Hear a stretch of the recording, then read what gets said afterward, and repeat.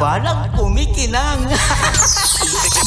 Coliala and Diego Bandido. Ang kwento. Mula sa mahiwagang burnay. Mula sa mahiwagang burnay.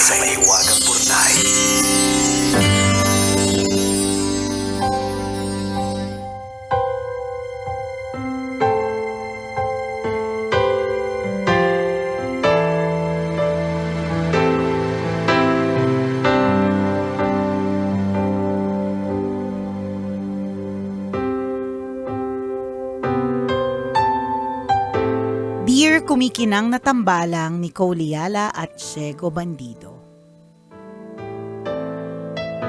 Magandang araw po sa inyo. Itago nyo na lang po ako sa pangalang Lester, 31 years old, binata, at nagtatrabaho bilang factory worker sa isang pagawaan ng kama. Sumulat po ako para ibahagi ang isang karanasang magpapatunay sa kasabihang ang taong nagigipit kahit sa patalim kumakapit. Ganito po kasi, dati po akong pahinante sa pier. Nagsarado yung pinapasukan ko kaya nawalan ako ng trabaho. Malaking problema yon kasi umuupa ako ng maliit na kwarto malapit sa pinapasukan ko. Mahigpit pa naman sa paniningil ng renta yung landlady ko. Tuwing sisingilin niya ako, sinasabi ko na naghahanap pa ako ng trabaho. Dumating sa punto na pinagtataguan ko na lang siya. Iniiwasan ko talaga na mag-cruise ang mga landas namin. Dahil hindi naman ako pwedeng magtago habang buhay at 3 buwan na akong hindi nakakabayad ng renta, naglakas loob akong puntahan siya sa kabilang bahay kung saan siya nakatira.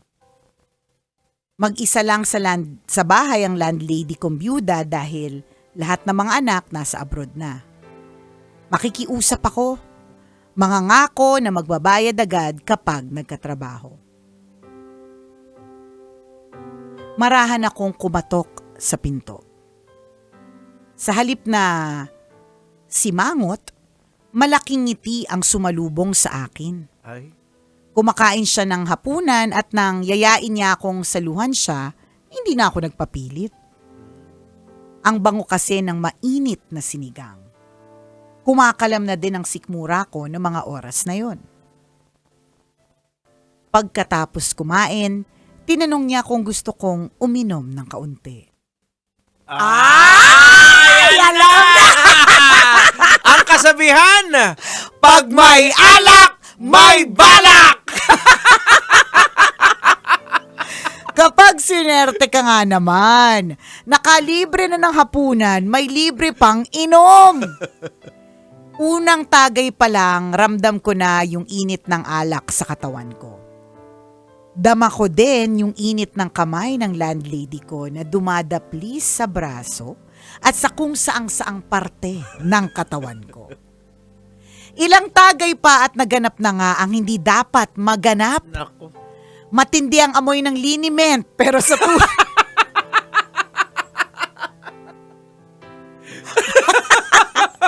Matindi ang amoy ng liniment, pero sa tulong ng matinding imahinasyon at patay na ilaw, nairaos ko ang dapat iraos. Simula noon, hindi na siya naniningil. Ay. Nakangiti kapag nakikita ako. Lumipas ang ilang buwan, nakahanap ako ng bagong trabaho. Nang matanggap ko ang unang sweldo, binayaran ko ang utang na renta at lumipat na ako ng tirahan. Move out at move on. Ayoko nang maulit yon, kaya ngayon, nagtatabi na ako para kung sakaling mawalan ako ng trabaho, may madudukot ako hanggang makahanap ng bago. Salamat po sa pagbasa ng sulat ko at sana kahit papaano may napulot na aral ang mga listeners ninyo. Ang inyong kumikinang na tagapakinig, Lester.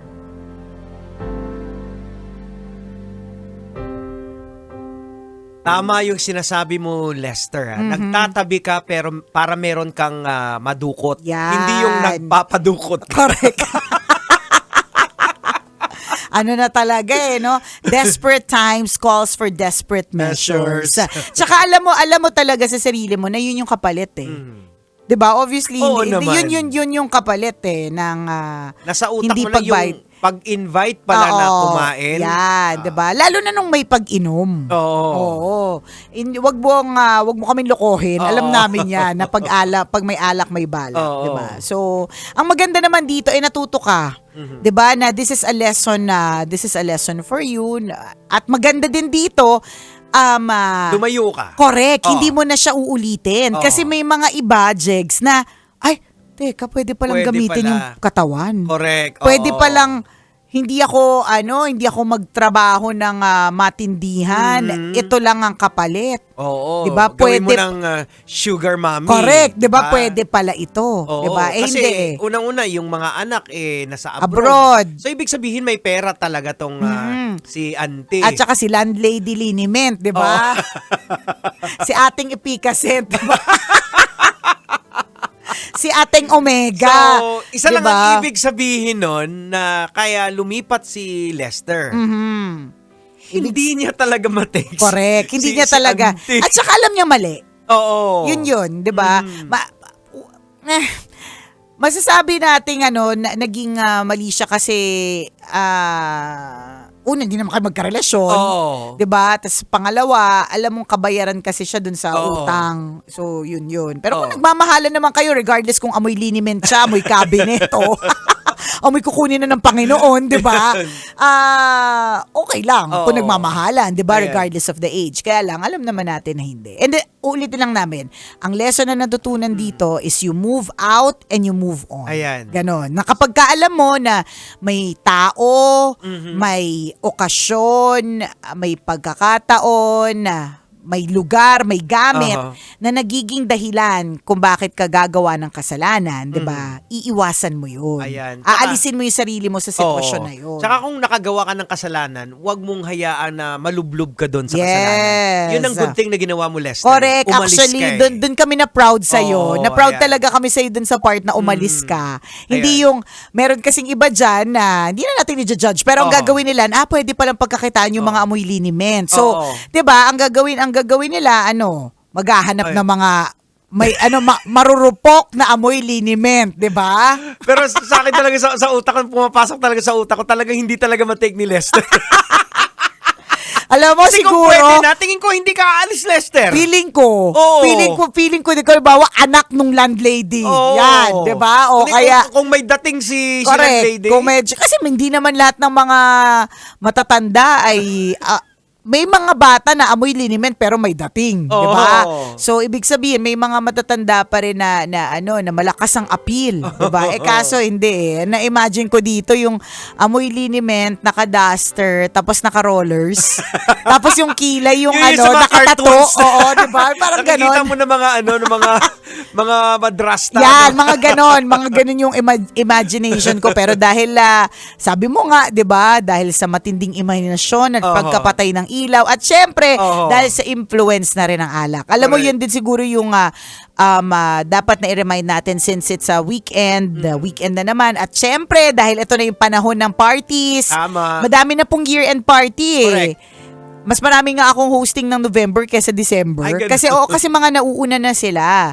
Yung ba ayaw sumabay ayaw rush sumabay eh. sa rush, ganyan. So, ibig sabihin, panahon na ng party, so panahon na ng inom. Yan. At alam naman natin na kapag ka nakakainom po tayo, yung possibility, Correct. 'di ba, na Makagawa ka ng kasalanan napakataas. Kasi Oo. nga, 'di ba, yung spirito ng alak Mhm. lumilipat sa iyo. Yun yung tipong, halimbawa, Christmas party ninyo, yung pinagtatawanan nyo na kaopisina nyo na ang pangit-pangit. Yan. Pwede mo maaari mong patulan yan Oo, eh. pag may Diba? alak Pag may na eh. alak, gumaganda na ang lahat. Sabi nga nila, 'di ba, beauty is in the eyes of the beer holder. Kapag ka nakainom ka na, lahat ng pangit gumaganda, lahat ng baku-bako kumikinis. Parang nag-iiba yung itsura nila kapag ka ikaw ay nakakainom. Ay, Diba? nako. So yun din yung Kaya iwasan natin yan. Oo. isang reminder na lalong-lalo na kung hindi ka sanay. Ayan. Tingnan mo, mukhang hindi sanay ito si Rocco kasi bakit? Ay, Rocco ba pangalan nito? Ano? Hindi, Lester. Lester, sorry. Kahapon pala si Rocco. Ayan. Si Lester, mukhang hindi sanay kasi unang ano pala ng alak eh. naramdaman niya na kagad Correct. yung Oo. init. Or malakas yung iniinom. Hindi, tsaka tingin ko kasama na dun sa utak niya na bayad to eh. Yung maaari siguro na initially hindi niya inisip na magkakaroon ng ganap. Oo. Initially inisip niya siguro bayad yung time. Yung keme nila Oo. na nangyari. Alam niya, yun yung makakasalba sa kanya eh. Doon mapupunta na eh, hindi no? siya sisingilin. Alam niya na eh. Ang mahirap dito, yung napilitan ka na nga, tas siningil ka pa. Diba?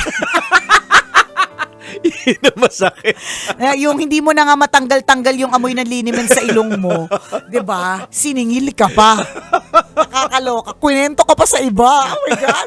Nakakaloka. Buti na lang move on and move out. Ayan, Kasi tama. isipin mo kung 'di ba? Tsaka parang anisip ko dyan kung nandyan ka pa. Every time na may delay. Hindi, Diba? tingin ko, every time na makikita, hindi nawawala yung amoy Oh, na correct ng liniment. ng liniment. Kahit wala naman. At saka feeling ko, Jegs, dito. Nandidiri ka sa Oo sarili nga. mo. Feeling ko, Jegs, ngayon, every time na makakaamoy ka ng liniment, siya yung Oo. maaalala mo. O yung Diba? diri-diri ka sa sarili mo. Na minsan Nagawa sa ko aking yun. buhay, ginamit ko ang aking katawan pambayad ng utang. Nakakaloka. At ang pinakamaganda dyan is the lesson to be learned. Yes. Yun naman yun, di Pero ba? good job din, Lester, dahil Umalis. Umalis ka, lumayo ka. Very Ayan. good. Ibig sabihin, tinitinu mo yung buhay mo. Tama. Sadyang nabaon ka lang talaga sa Oo. utang. Ayan. Thank you, Lester, for sharing your story with Salamat. us. Happy weekend sa'yo. O yan, o siya, hanggang dito na lang po muna kami. Ito pong tambalang kumikinang. Muli, ako pong kumikinang na ulo, Diego Bandido. At akong kumikinang ina mo, Nicole Yala. Kailangan pa bang i-memorize yan? Basic!